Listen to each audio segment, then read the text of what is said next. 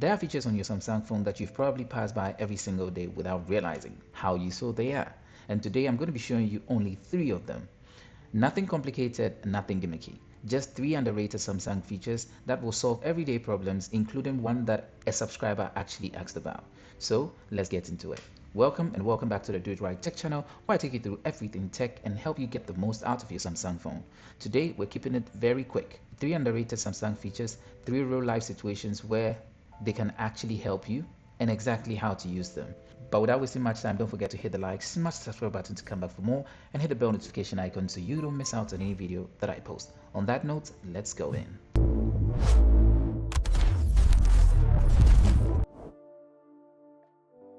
Have you ever noticed that the audio settings you love for music are not necessarily what you like when you're watching videos on YouTube, listening to podcasts, or just using other media applications? Well, your Samsung can actually remember different sound settings for different applications. And this first feature actually came back to my attention because somebody asked about it in the comment section. They had previously configured an application, but that disappeared later on. So let me show you how it actually works. So the first thing is, you're going to swipe down and go in settings, then scroll down till you get to sound and vibrations. Then you scroll down and come into sound, quality and effects and select this. Then now you're going to come here into app sound settings and tap on it. Inside here you can see here I've got Spotify and I've got YouTube. Let me show you exactly how to get this. So what you're going to do first and foremost is go into the application where you actually consume some kind of media. In this example, we're just going to use YouTube. Once I'm inside here, I'm just going to swipe down again into this space. If you're using your finger, 2 fingers swipe down will get you directly in here. Once you're here, you're going to hold down on this and you're going to see that it's under sound and effects, and you're going to have the application name here. You can set the audio the way you want. Then you can proceed to change the Dolby Atmos sound configuration. You could set it as music or as movies or auto or voice, so whichever one it is that works for you. For me, I'll set this for movies. Then you can change this to whichever one you want. You want it balanced, I want it dynamic, so I'm going to keep that. And then loudness normalization, this is actually, when turned on, going to cause your sound to stay within some ranges so that the highs are not too high, neither are the lows too low, so that a jump between them would actually cause some kind of fright. So when you turn this on, all your highs and lows stay within a great margin. Okay, so once you're done with this, you're going to hit OK. Now, so let's go to another application and see if we can add that to the previous one.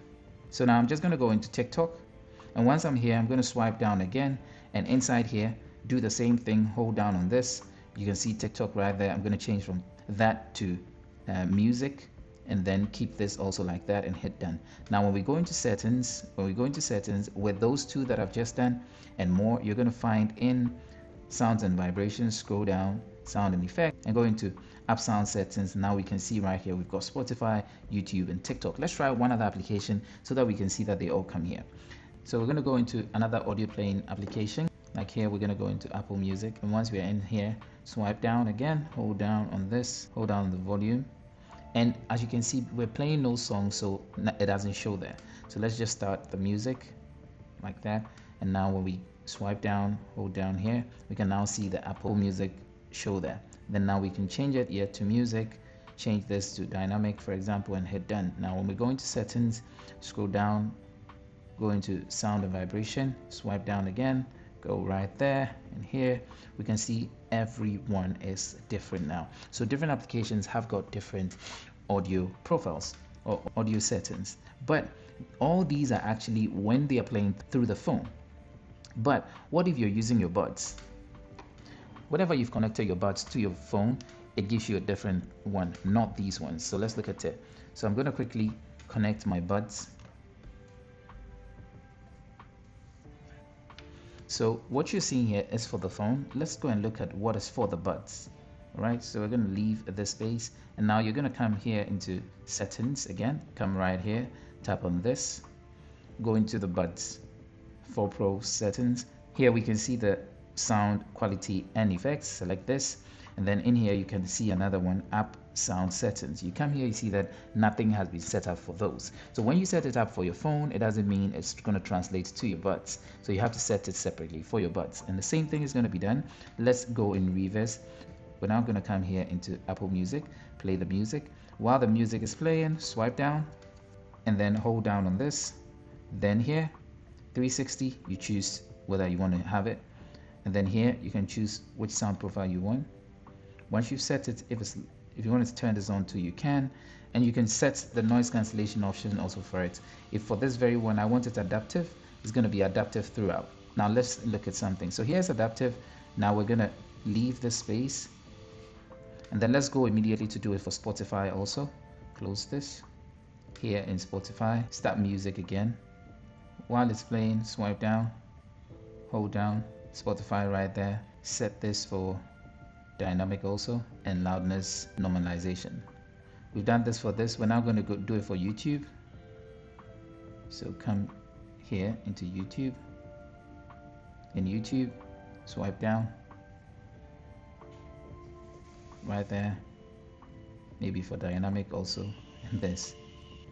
Now when we swipe this way, go here, then tap on this, enter the backspace, sound and effects, go right there, and you can now see for different applications also. So this here is a feature that is sitting on your phone. If you don't want to change all these settings every single time, just take a couple of minutes, make this setup, and you would really thank me for it. If you didn't know this, I'm glad I was able to show you. Let's move on to the next. Now the next one probably happens to most of us every single day. Someone sends you a file, you go tap on it, Samsung asks you which application you want to use to open it, you select one of them, accidentally you make it a default, and that becomes a problem for you. Now this might sound very easy, but for some people that's a tough one. So I'm going to be demonstrating how to take that application from the default and having Samsung ask you anytime you want to open such an application. It's simple. Let's look at the demonstration of what happens and how we can fix it. So I'm here, there's a video, I tap on the video, I'm going to play it, I'm asked this. Then I select photos and then I hit just now. It's going to be playing this video only with photos for this very time. But what if accidentally when selecting that option, I had selected photos and hit always? Anytime I go to play any video, it's going to keep using the same application. Let's look at it here. So I tap on this, immediately it's opening it with photos again. Not only that, I go to play another one and you can see right there, it's also opening with photos again. So I'm not being asked that question again. Let me show you how to fix it. So what you're going to do is swipe down, go into settings, scroll down till you get to apps and enter the apps. Once in here, you're going to look for photos. Okay, so photos as the application. And once you found the photos, you're going to tap on it. Scroll down, you're going to find the option here, set as default. You can see here, it has the option haven't been set as default, so you can clear that very option. And now when you go to play any video like that, you're now going to be asked again. And that's a simple way to fix this very issue. Try it, let me know in the comment section if it worked for you or if it was an annoying situation you found yourself in. And if you didn't know this, I'm glad I was able to show you. Let's move on. And the last one is something I see people overlook all the time. Because when Samsung opens that particular page, most people immediately start searching without checking what's hiding on the left. Let's say somebody asks you to send them a document through WhatsApp. So what do? So you open your WhatsApp, tap on the attachment icon like that, then you tap on documents and it opens the space. Here, it's going to take you a long time to find that document because you're going to come here into browse documents, probably tap on it this way, and then it's going to open it and you're going to have to keep searching for the file, or you look through here and select documents, and you're probably going to tap on this and try to search for the file. That's what often people do. But what if you could tap on the left side, come here, you can see different types, just like you selected documents over there. But what if it's in your drive? You can find it inside your drive right here. OneDrive also, you can select it here. But it gets crazier and more fun when it's something like an email. Let me show you. You go to send an email and you want to attach a file. You select this and select files. Same thing, same space. You tap on the top left corner, it opens something similar. Here you're searching it within your file, so you can go into documents. All the documents are going to open and you search within that. Or you could swipe down again, see all of those. And the very important one is My Files. So you can select My Files in this situation and it's going to come inside here and allow you to set your internal storage the same way you would have used My Files. So this is also a feature I believe is underused when it comes to searching for files because of the headache of finding files when using that attachment situation. I know people actually find the file nowadays and then share it to whichever location. This is another way you could actually do it. And that's it. 3 Samsung features, nothing flashy, but all three solve everyday problems that can become surprisingly annoying when you don't know the solution. If you have got one of those small Samsung features that you think nobody talks about, drop it in the comment section. And if you've got a specific problem you're trying to solve, then add the hashtag let's build it to your comment, because your problem might be solving another person's problem too. I'm going to be making a video to address that situation with the hashtag, but without wasting my time, please don't forget to hit the like, smash the subscribe button to come back for more, and hit the bell notification icon so you don't miss out on any video that I post. On that note, I'll see you in the next video. Peace out.